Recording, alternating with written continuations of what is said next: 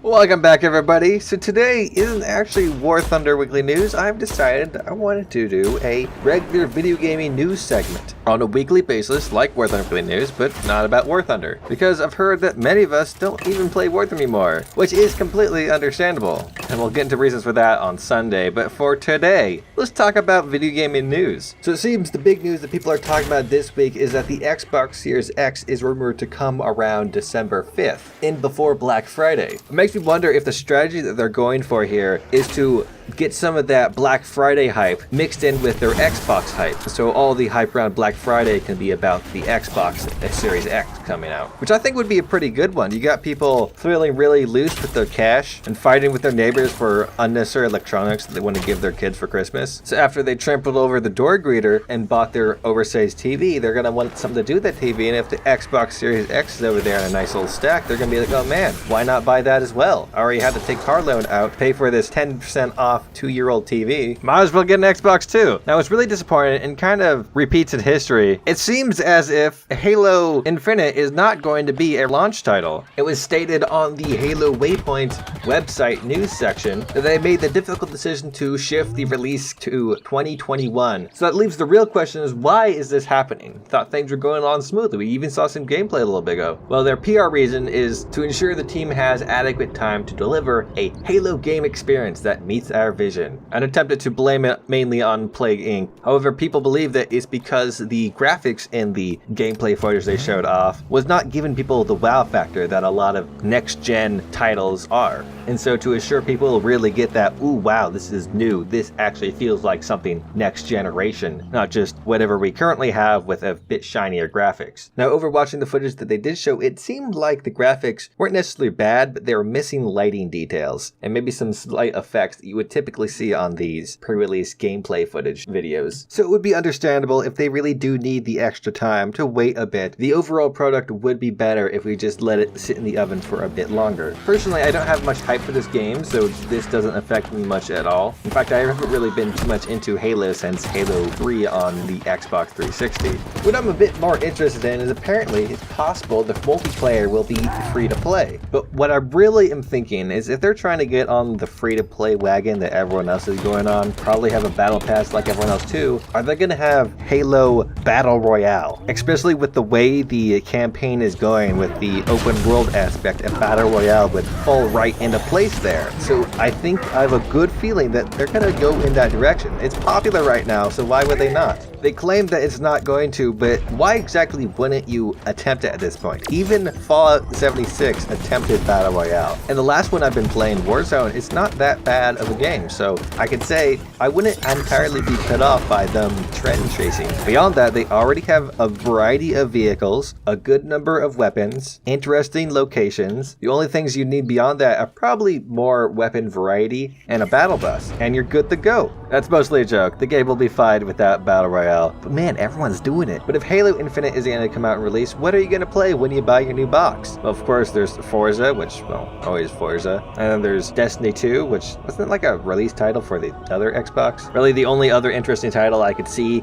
for your new box is Cyberpunk 2077. Although technically that's not going to be a launch title, it's going to come out a little bit after launch. As if you haven't heard, the delayed release date of September 17th is now being further delayed to November 19th, which I'm sure is going to disappoint quite a few people, but for you Xbox players out there, I'm sure you'll be very interested to have a nice new title a few weeks after you get your new box. Or it's very likely what's going to happen, and happens often with releases of physical products, is they all sell out and then you have to wait a week or two for it to actually mail to your house. So maybe, just maybe, you'll be lucky enough when it comes to your house, the game will be out the same day. Now, unfortunately, us PC players will be a bit more annoyed, but generally, if you can't pick up what I'm putting down, I don't really mind games being delayed a whole lot. At least depending on the game. If it's like some stupid indie game based off a joke that's outdated and it's been in development for 6+ years, I think you should put the project away and just say it's canceled, because we all know it's not coming. But what I find really interesting about this delay is that they've been saying that games journalists and whatnot have been getting review copies to give input on what they think about the game. But there is one more thing.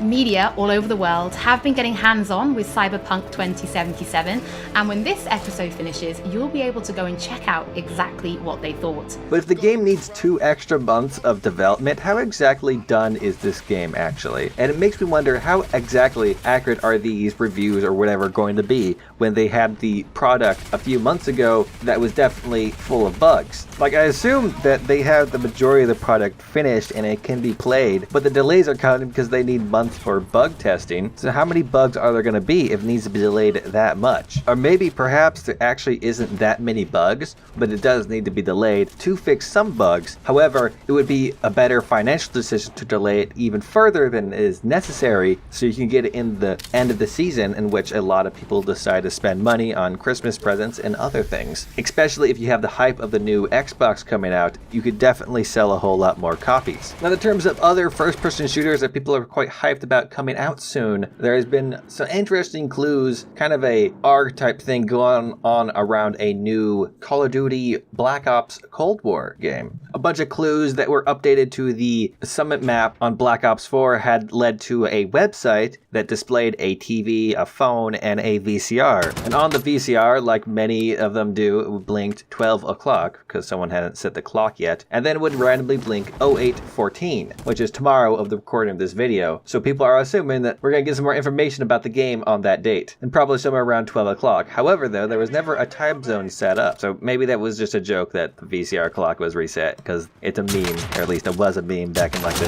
early 2000s that VCR clocks were always flash 12 o'clock. Now, obviously, the game is going to be about the Cold War, and we're going to see a bunch of cool Cold War weapons. Though we could probably count down exactly what we might see based off what we see in the image already. VCRs were made available to the public in 1972, a time in which the Vietnam War only had a few more years to go, although that does happen to take place quite some time after the storyline of the first Black Ops game. Makes you wonder if in the storyline we'll see some of the returning characters like Woods. Though not many people actually care about the storylines of Call of Duty and they really play it for the multiplayer. I don't care about the multiplayer at all. However, if this one has a free-to-play Battle Royale, I'd be quite interested in that because Warzone has a pretty good free-to-play Battle Royale. And I'm not much a fan of Call of Duty much anymore, and I'm not much a fan of Battle Royales, but Warzone's is actually pretty good. And I'd like to see that copied over into a Cold War map. Maybe somewhere in Vietnam could be pretty cool. Now, another story about a shooter that people are anticipating. There is rumors going around of a new BioShock game being made. We haven't had a BioShock in quite some time, if they believe the last one was BioShock Infinite, which initially upon release was quite a highly looked after game, although in retrospect you can see quite a lot of flaws that were there that got blinded over by a pretty girl in a dress. So the rumor sprouts from the fact that on Cloud Chamber official website there was job listings for someone with experience in Unreal Engine 4 that has some fancy wording stating things like life into a new fantastical world, which implies that perhaps it's not going to be in Rapture or Columbia as we've seen in prior games, which unless they can come up with another really interesting idea will be a disappointment, as Rapture, a city underwater, is just a cool place to be, so it doesn't matter if I happen to be passing through the same corridors over and over again. It would be nice to go back there with fancier graphics. And Columbia itself, despite going all over the city, you didn't actually explore that much because quite a lot of the game was essentially on rails. Okay, well, literally it was on rails at times, but I mean the maps weren't that open. What I would like to see is actually Columbia, but quite a few years after the collapse. Perhaps maybe even the city collapses onto the ground and now you're exploring the ruins of it with crazed maniacs running around. But there's other cool ideas out there, like maybe you could go to space. However, that's kind of a generic direction for a game series to go. I think they even did that with Call of Duty at one point. But anyways, I think that's enough video game news for now. As this series goes along, I definitely will need your guys' help on getting me some sources for information, as well as ideas on how to make the videos and what kind of information you're looking for. So be sure to put them down in the comments or on my Discord. If you really want to help out, you can press the join button and really push this channel forward. Speaking of which, I've added some more options there. There is the traditional $5 one, but also a $10 one, as well as one for 99 cents. Now, we are currently at 14 YouTube members, members. I feel if we could get that number up a bit, we could definitely improve a lot on these videos. Either be fidelity of the videos, i.e. graphics, or if you'd like to see other gameplay in the background that's not Destiny or War Thunder, joining the channel is what those funds will be going towards. Now, if you don't like YouTube or the join button, there is a Patreon link as well that has the same options and benefits, so be sure to check that out. And speaking of patrons and YouTube members, those who give more than $5 a month will be on the list I'm about to read. A thank you very much to the Patreons, CMDR Edward and Asuka Blet Idinavi, as well as the YouTube members,